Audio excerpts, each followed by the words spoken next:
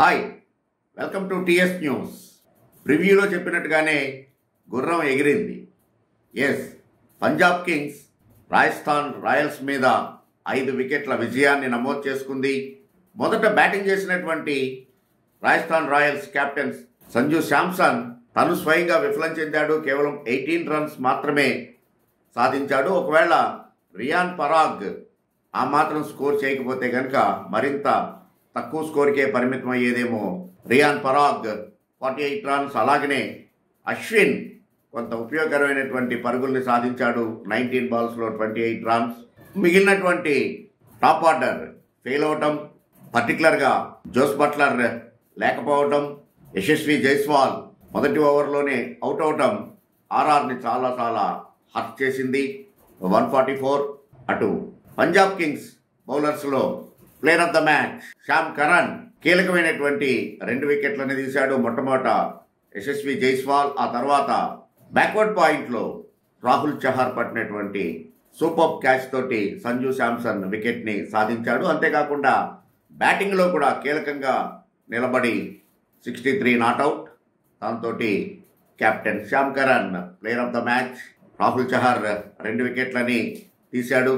145 టార్గెట్తో బరిలో దిగినటువంటి పంజాబ్ కూడా మొదట్లోనే అటు ప్రఫ్ షిమ్రాన్ వికెట్ని కోల్పోయింది. మరొకసారి పవర్ ప్లేలో ట్రెంట్ బౌల్ట్ వికెట్ని సాధించగలిగాడు. కానీ ఆ తర్వాత బ్యాటర్లు సంయమనంతో ఆడటం, ముఖ్యంగా కెప్టెన్ శ్యామ్ కరణ్ ఒక ఎండ్లో పట్టుదలతోటి ఆడటంతో మరొక 7 బాల్స్ మిగిలిండగానే విజయాన్ని నమోదు చేసుకుంది పంజాబ్ కింగ్స్. ఈ విజయంతో పంజాబ్ కింగ్స్ ఫేట్ ఏమీ మారలేదు. కానీ రాజస్థాన్ రాయల్స్ విషయమే ఆందోళనకరంగా ఉంది. మొదట్లో వరుసగా విజయాన్ని నమోదు చేస్తూ టేబుల్ టాప్లో ఉన్నటువంటి ఆర్ఆర్ తన ఆడినటువంటి చివరి 4 మ్యాచ్లని ఓడిపోవటం ఖచ్చితంగానే ఆర్ఆర్ శిబిరాన్ని కొంత ఆలోచింపజేసేదిగా ఉంటుంది.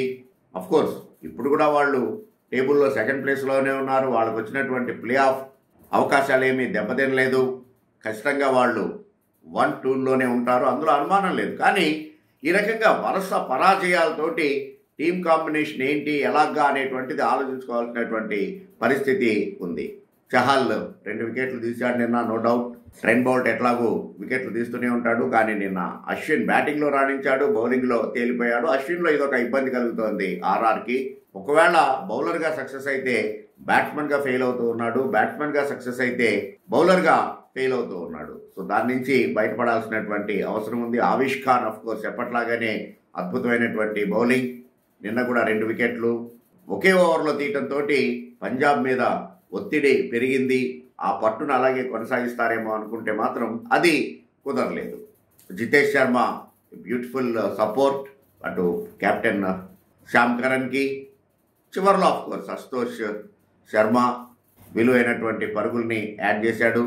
సో ఎందుకు ఇలా అవుతోంది అనేటువంటి పోస్ట్ మార్టం చేసుకోవాల్సిన అవసరం మాత్రం ఆర్ఆర్కి ఉంది. ఆర్ఆర్ ఇంకొక మ్యాచ్ ఆడాలి, అది కూడా టేబుల్ టాపర్ కేకేఆర్ తోటి.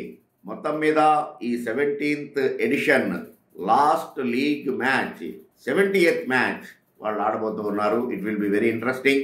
బట్ ఏదైనా ఇప్పుడైతే వాళ్ళు ఈ మ్యాచ్ ఓటమితోటి ఖచ్చితంగానే 2nd ప్లేస్లోనే ఉంటారు అనేటువంటిది డిసైడ్ అయిపోయింది. ఎందుకంటే KKR already 19 points.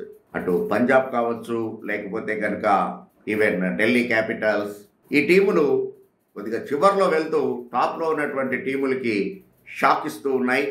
Even RCB కూడా అంతే. వరుసగా 5 విజయాలను నమోదు చేసుకుని ఒక్కసారిగా రేస్లోకి దూసుకుని వచ్చి మిగిలినటువంటి టీములకు ఒక రకమైనటువంటి హెచ్చరికని పంపించాయి.